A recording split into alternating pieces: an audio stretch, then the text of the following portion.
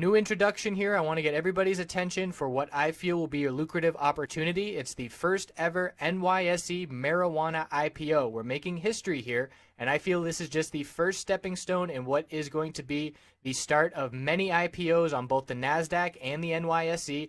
I feel we're going to have a marijuana sector and marijuana ETFs in the future, and this is just step number one. If you are familiar with the industry, that's all I have to say. I know you're interested already.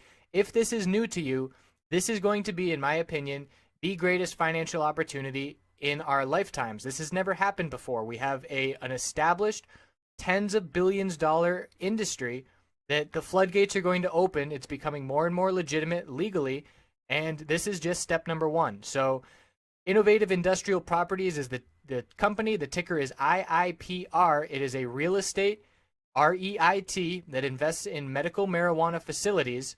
And for this IPO, we have a new website, www.mjipo.com.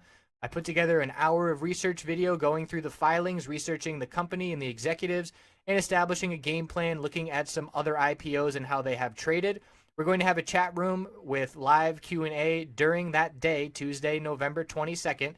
And we'll also have the live webcam where I'll be showing our charts, going over, pointing out key support and resistance levels, looking at the volume that's coming in. I'm really looking forward to this opportunity. I hope you will join us. Thanks for tuning in. Let's get into the charts.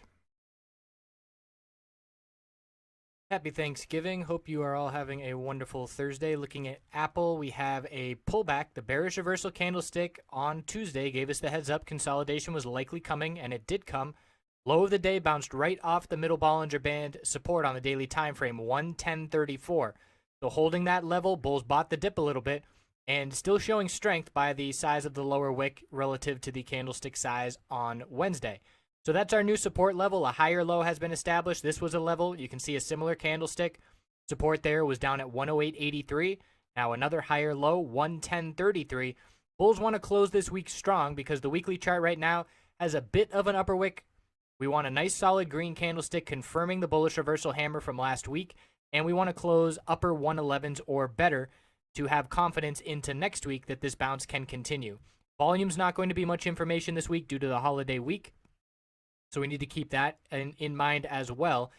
And looking at the overall market, obviously it's still strong. The S&P 500 is on the brink of all-time highs again, and the bulls really want to see a green day on Friday to end the week strong. So looking at the 5-minute time frame, we had a big pullback with bearish reaction to data on pre-market Tuesday, or make this Wednesday actually, and then that carried over into the open. Very, very weak start to the day for Apple. We found support right off that daily middle Bollinger Band. This is where combining multiple time frames to look for support and resistance levels comes into play.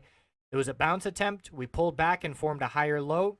Right here when we got our higher high and turned the 20-period moving average into support for the first time on the day, that's when we need to start paying attention to the bulls, because before that, every little bounce attempt just led to lower lows. This is the first time we had that higher low, higher high, pulled back, established another higher low, and then big breakout, and then bulls continued higher lows and higher highs for the next couple of hours. So it was 3 hours of bullish action once we did start to establish that little uptrend right there, just that little half an hour of a higher low and a higher high, letting us know the bulls were showing up.